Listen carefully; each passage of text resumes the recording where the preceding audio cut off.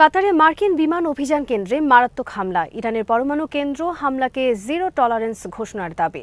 গাজায় কোনোভাবেই অস্ত্র ছাড়বে না হামাস। ইসরায়েলের বিরুদ্ধে যুদ্ধাপরাধ ও নির্যাতনের আনুষ্ঠানিক তদন্ত শুরু করেছে ফ্রান্স। বিডিফিউজ ইনফোটেইনমেন্টে স্বাগত জানাচ্ছি আমি সুস্মিতা দাস। আজ জানাবো সমরাস্ত্র ও প্রতিরক্ষা বিষয়ক গুরুত্বপূর্ণ কিছু খবর। মার্কিন যুক্তরাষ্ট্র ইসরায়েলের ইরান বিরোধী সামরিক অভিযানের প্রথম সপ্তাহগুলোতেই ইরানের ক্ষেপণাস্ত্র হামলায় মধ্যপ্রাচ্যে যুক্তরাষ্ট্রের সবচেয়ে গুরুত্বপূর্ণ সামরিক কমান্ড সেন্টারগুলোর একটি গুরুতরভাবে ক্ষতিগ্রস্ত হয় বলে দাবি করেছে মার্কিন সামরিক বিষয়ক সাময়িকী air and space forces magazine. সাময়িকীটির প্রতিবেদনে একজন জ্যেষ্ঠ মার্কিন কর্মকর্তা সহ একাধিক অবগত সূত্রের বরাতে বলা হয়েছে, কাতারের আল উদেইদ বিমান ঘাঁটিতে অবস্থিত কম্বাইন্ড এয়ার অপারেশনস সেন্টার ইরানের একাধিক ক্ষেপণাস্ত্রের সরাসরি আঘাতে কার্যত অচল হয়ে পড়ে। দীর্ঘ 2 দশকেরও বেশি সময় ধরে এই কমান্ড সেন্টার থেকেই মধ্যপ্রাচ্যে যুক্তরাষ্ট্রের বিভিন্ন সামরিক অভিযান পরিচালিত হয়েছে। প্রতিবেদনে উল্লেখ করা হয়, হামলার সময় কমান্ড সেন্টারটি ব্যবহার করা হচ্ছিল না এবং সেখানে কোনো হতাহতের ঘটনা ঘটেনি। হামলার আগেই কেন্দ্রটির কর্মীদের নিরাপদে সরিয়ে যুক্তরাষ্ট্রের সাউথ ক্যারোলাইনার শ এয়ারফোর্স বেজে নেওয়া হয়েছিল। পরবর্তীতে ইরানের বিরুদ্ধে মার্কিন সামরিক অভিযানও সেখান থেকেই পরিচালিত হয়। আল উদেইদের এই command centre Afghanistan, Iraq, Syria এবং ইয়েমেনে যুক্তরাষ্ট্রের সামরিক কার্যক্রমের অন্যতম প্রধান নিয়ন্ত্রণ কেন্দ্র হিসেবে পরিচিত ছিল। মধ্যপ্রাচ্যে মার্কিন বিমান অভিযান সমন্বয়ের ক্ষেত্রে এটি দীর্ঘদিন ধরে কেন্দ্রীয় ভূমিকা পালন করে এসেছে। তবে ইরানের ক্ষেপণাস্ত্র হামলার পর ঘাঁটিটির নিরাপত্তা ও কৌশলগত অবস্থান নিয়ে নতুন করে প্রশ্ন উঠেছে। প্রতিবেদনে বলা হয়েছে, ইরানের ভৌগোলিক নৈকট্য এবং ঘাঁটির সামগ্রিক ঝুঁকিপূর্ণ অবস্থানের কারণে ভবিষ্যতে এই কমান্ড সেন্টার পুনর্নির্মাণ করা হবে কিনা তা নিয়ে মার্কিন সামরিক মহলে আলোচনা চলছে। বিশ্লেষকদের মতে, যদি ক্ষয়ক্ষতির এই তথ্য পুরোপুরি সঠিক হয়ে থাকে, তাহলে এটি মধ্যপ্রাচ্যে যুক্তরাষ্ট্রের সামরিক অবকাঠামোর ওপর ইরানের সবচেয়ে তাৎপর্যপূর্ণ হামলাগুলোর একটি হিসেবে বিবেচিত হতে পারে। ভিয়েনায় আন্তর্জাতিক সংস্থাগুলোর কাছে নিযুক্ত ইরানের প্রতিনিধি দল আন্তর্জাতিক পরমাণু শক্তি সংস্থাকে পারমাণবিক স্থাপনায় হামলার বিরুদ্ধে জিরো টলারেন্স নীতি গ্রহণের আহ্বান জানিয়েছে। রুশ বার্তা সংস্থা তাসের হাতে পাওয়া এক লিখিত বিবৃতিতে ইরান বলেছে, শান্তিপূর্ণ পারমাণবিক কার্যক্রম ও স্থাপনাগুলোর নিরাপত্তা নিশ্চিত করতে সদস্য রাষ্ট্রগুলোর উচিত এমন সব হামলার বিরুদ্ধে কঠোর অবস্থান নেওয়া। বিবৃতিতে উল্লেখ করা হয়, IAEA সদস্য দেশগুলোকে পারমাণবিক স্থাপনায় আক্রমণের বিষয়ে জিরো টলারেন্স বা সম্পূর্ণ অসহিষ্ণু নীতি গ্রহণ করতে হবে এবং শান্তিপূর্ণ পারমাণবিক কর্মকাণ্ডের অখণ্ডতা ও নিরাপত্তা রক্ষায় বিদ্যমান আন্তর্জাতিক নিয়ম ও নীতিমালার কার্যকারিতা আরও জোরদার করতে হবে।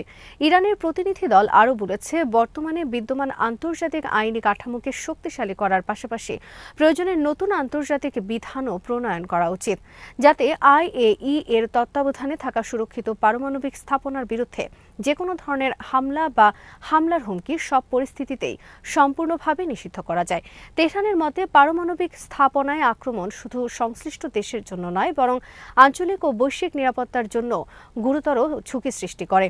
তাই আন্তর্জাতিক সম্প্রদায়ের উচিত এ ধরনের কর্মকাণ্ড প্রতিরোধে ঐক্যবদ্ধ অবস্থান গ্রহণ করা এবং শান্তিপূর্ণ পারমাণবিক কর্মসূচির নিরাপত্তা নিশ্চিত করতে কার্যকর পদক্ষেপ নেওয়া।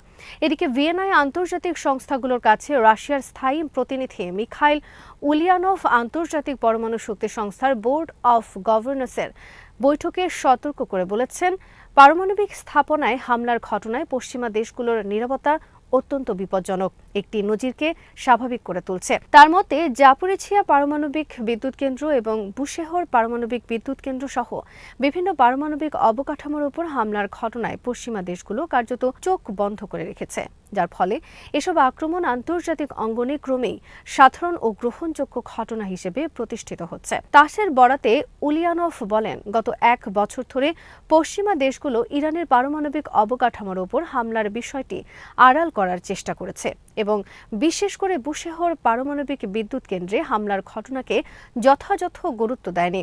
তিনি দাবি করেন, এই অবস্থানের মাধ্যমে পশ্চিমা দেশগুলো এমন একটি পরিস্থিতি তৈরিতে সরাসরি ভূমিকা রেখেছে, যেখানে 21 শতকে পারমাণবিক স্থাপনায় হামলা আর ব্যতিক্রমী বা অগ্রহণযোগ্য ঘটনা হিসেবে বিবেচিত হচ্ছে না। রুশ কূটনীতিকের ভাষায়, পারমাণবিক স্থাপনার নিরাপত্তা আন্তর্জাতিক শান্তি ও নিরাপত্তার সঙ্গে সরাসরি সম্পর্কিত।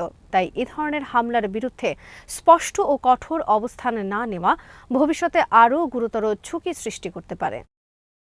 ইরানের সর্বশেষ ক্ষেপণাস্ত্র হামলার তীব্র নিন্দা জানিয়েছে বাহরাইন। শনিবার দেশটির পররাষ্ট্র মন্ত্রণালয় এক বিবৃতিতে জানায়, ইরানের ছোড়া 7টি ক্ষেপণাস্ত্র বাহরাইন ও কুয়েতের আকাশ প্রতিরক্ষা ব্যবস্থা প্রতিহত করেছে। বাহরাইন অভিযোগ করে, এই হামলা দুই দেশের সার্বভৌমত্বের সুস্পষ্ট লঙ্ঘন এবং আঞ্চলিক স্থিতিশীলতার জন্য গুরুতর হুমকি। বিবৃতিতে বলা হয়, নিরাপত্তা ক্ষেপণাস্ত্র দিয়ে প্রতিষ্ঠিত হয় না এবং স্থিতিশীলতা মাইন পেতে সংরক্ষণ করা যায় না। আজ ভোরে কুয়েত ও বাহরাইন উভয় দেশই জানায় যে তারা নতুন করে ক্ষেপণাস্ত্র ও ড্রোন হামলার মুখে পড়েছে। কুয়েতের সশস্ত্র বাহিনী এক বিবৃতিতে জানায়, তাদের আকাশ প্রতিরক্ষা ব্যবস্থা শত্রুপক্ষের ক্ষেপণাস্ত্র ও ড্রোন প্রতিহত করতে সক্রিয়ভাবে কাজ করছে। পরে দেশটির সামরিক কর্তৃপক্ষ জানায়, বিভিন্ন স্থানে শোনা বিস্ফোরণের শব্দ আসলে আকাশ প্রতিরক্ষা ব্যবস্থার বাধাদান কার্যক্রমের ফল।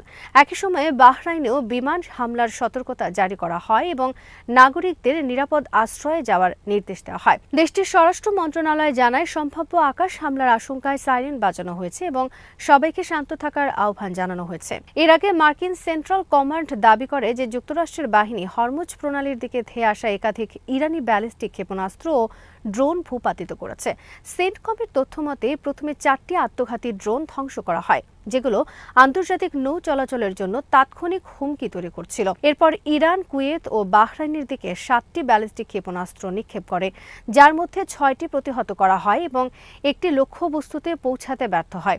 ঘটনার জবাবে মার্কিন বাহিনী ইরানের গরুক ও কেশম দ্বীপের উপকূলীয় নজরদারি রাডার স্থাপনায় হামলা চালায়।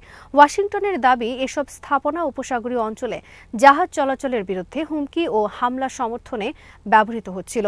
নতুন এই সংঘাত এমন এক সময় ঘটল যখন ওয়াশিংটন ও তেহরানের মধ্যে যুদ্ধবিরতি টিকিয়ে রাখার কূটনৈতিক প্রচেষ্টা চলছিল।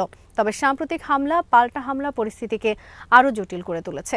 সৌদি আরব, উপসাগরীয় সহযোগিতা পরিষদ, সংযুক্ত আরব আমিরাত, কাতার, মিশর, জর্ডান ও লেবাননও হামলার নিন্দা জানিয়ে কুয়েত ও বাহরাইনের প্রতি সংহতি প্রকাশ করেছে। বিশ্লেষকদের আশঙ্কা, হরমুজ প্রণালীকে ঘিরে চলমান সামরিক তৎপরতা অব্যাহত থাকলে সংঘাত বৃহত্তর আঞ্চলিক যুদ্ধে রূপ নিতে পারে এবং বিশ্বের অন্যতম গুরুত্বপূর্ণ জ্বালানি সরবরাহ পথ ঝুঁকির মুখে পড়তে পারে। গাজায় অস্ত্র সমর্পণের দাবির মুখে হামাস স্পষ্ট জানিয়েছে যে তারা এই মুহূর্তে তাদের অস্ত্র হস্তান্তর করবে না। তবে গাজায় ভবিষ্যৎ প্রশাসনিক ব্যবস্থার অংশ হিসেবে কেবল সরকারি পুলিশ বাহিনীর সদস্যরাই প্রকাশ্যে অস্ত্র বহন করবে বলে জানিয়েছে সংগঠনটি। আল জাজিরাকে দেওয়া একান্ত সাক্ষাৎকারে হামাসের রাজনৈতিক ব্যুরোর সদস্য হুসাম বদরান বলেন, গাজা প্রশাসনের দায়িত্ব যদি national committee for the administration of Gaza গ্রহণ করে, তাহলে গাজার রাস্তাঘাট ও জনসমক্ষে আর কোনো সশস্ত্র উপস্থিতি দেখা যাবে না। শুধুমাত্র সরকারি ফিলিস্তিনি পুলিশের অস্ত্রই দৃশ্যমান থাকবে। তিনি বলেন, অতীতে গাজা উপত্যকায় যেসব সশস্ত্র প্রদর্শন দেখা যেত, ভবিষ্যতে সেই চিত্র আর থাকবে না। তবে তিনি জোর দিয়ে বলেন, এর অর্থ এই নয় যে হামাস তাদের অস্ত্র আনুষ্ঠানিকভাবে সমর্পণ করবে। বদরানের ভাষ্য অনুযায়ী বিষয়টি অস্ত্র হস্তান্তরের নয়, বরং অস্ত্রের প্রকাশ্য উপস্থিতি সীমিত করার প্রশ্ন। অস্ত্রের চূড়ান্ত ভবিষ্যৎ কি হবে তা অন্যান্য ফিলিস্তিনি গোষ্ঠীর সঙ্গে জাতীয় পর্যায়ের আলোচনার মাধ্যমে নির্ধারিত হবে। এদিকে একটি অবগত সূত্র জানিয়েছে, নতুন করে আলোচনায় অংশ নিতে হামাসের একটি প্রতিনিধি দল শিগগিরই কায়রো সফর করবে। চলতি সপ্তাহান্তে শুরু হতে যাওয়া এই আলোচনায় যুদ্ধবিরতি, গাজার ভবিষ্যৎ প্রশাসন এবং নিরাপত্তা ব্যবস্থা নিয়ে আলোচনা হওয়ার কথা রয়েছে।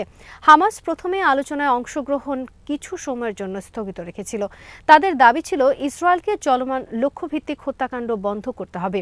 বিশেষ করে সামরিক কমান্ডার ইজুদ্দিন আল হাদ্দাদ ও মোহাম্মদ ওদেহর হত্যার ঘটনার পর তারা আলোচনার জন্য আরও অনুকূল পরিবেশ চেয়েছিল। যুক্তরাষ্ট্রের মধ্যস্থতায় প্রস্তাবিত অক্টোবর 2025 যুদ্ধবিরতি পরিকল্পনায় হামাসের নিরস্ত্রীকরণ এবং গাজা থেকে ইসরায়েলি সেনা প্রত্যাহার এখনও সবচেয়ে বড় অচলাবস্থার কারণ হিসেবে রয়ে গেছে। ইসরায়েলের বিরুদ্ধে সম্ভাব্য যুদ্ধাপরাধ ও নির্যাতনের অভিযোগে একটি আনুষ্ঠানিক তদন্ত শুরু করেছে ফ্রান্স। গত মাসে গাজামুখী একটি ত্রাণবাহী নৌবহরে অংশ নেওয়া ফরাসি কর্মীদের আটক ও তাদের সঙ্গে দুর্ব্যবহারের অভিযোগের পর ফরাসি সরকারের অনুরোধে দেশটির জাতীয় সন্ত্রাস বিরোধী প্রসিকিউট অফিস এই তদন্ত শুরু করে। গত 18 মে আন্তর্জাতিক জলসীমায় গাজা অবরোধ ভাঙার উদ্দেশ্যে যাত্রা করা ত্রাণবাহী নৌবহরটি আটক করে ইসরায়েল। এই অভিযানে বিভিন্ন দেশের 430 জনেরও বেশি কর্মীকে আটক করা হয়। এই ঘটনায় ইসরায়েলের কট্টর ডানপন্থী জাতীয় নিরাপত্তা মন্ত্রী ইতামার বেন গাভির একটি ভিডিও প্রকাশ করে আটক কর্মীদের উপহাস করলে আন্তর্জাতিক মহলে ব্যাপক সমালোচনার সৃষ্টি হয়। পরবর্তীতে ফ্রান্স তার দেশে বেন গাভিরের প্রবেশ নিষিদ্ধ করে। 22 মে দেশে ফেরার পর 8 জন ফরাসি কর্মী সাংবাদিকদের জানান, আটক অবস্থায় তারা শারীরিক ও মানসিক নির্যাতনের শিকার হয়েছেন। নৌবহরে থাকা 30 জনের বেশি ফরাসি নাগরিকের মধ্যে 2 জন তখনও তুরস্কের হাসপাতালে চিকিৎসাধীন ছিলেন। এক নারী কর্মী অভিযোগ করেন, একটি কন্টেইনারে একজন সৈন্য তাকে স্পর্শকাতরভাবে স্পর্শ করে এবং চড় মারে, এমনকি তিনি ধর্ষণের আশঙ্কায় আতঙ্কিত হয়ে পড়েন। আরেকজন জানান, আটক ব্যক্তিদের ঘণ্টার পর ঘণ্টা হাঁটু গেড়ে কপাল মাটিতে ঠেকিয়ে রাখতে বাধ্য করা হয়, যাকে তিনি স্ট্রেস পজিশন হিসেবে বর্ণনা করেন। আর সেই সময় বারবার ইসরায়েলের জাতীয় সঙ্গীত বাজানো হচ্ছিল।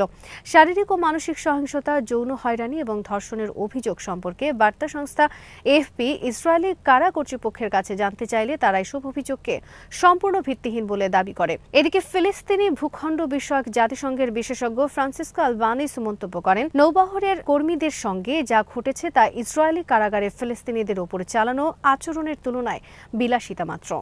আজ এখানেই শেষ করছি। সমরাস্ত্র, প্রতিরক্ষা ও কূটনীতির নানা তথ্য জানতে চোখ রাখুন বিডিফিউজ ইনফোটেনমেন্টে। চ্যানেলটি ভালো লাগলে সাবস্ক্রাইব করুন, সংযুক্ত থাকুন আমাদের ফেসবুক পেজে।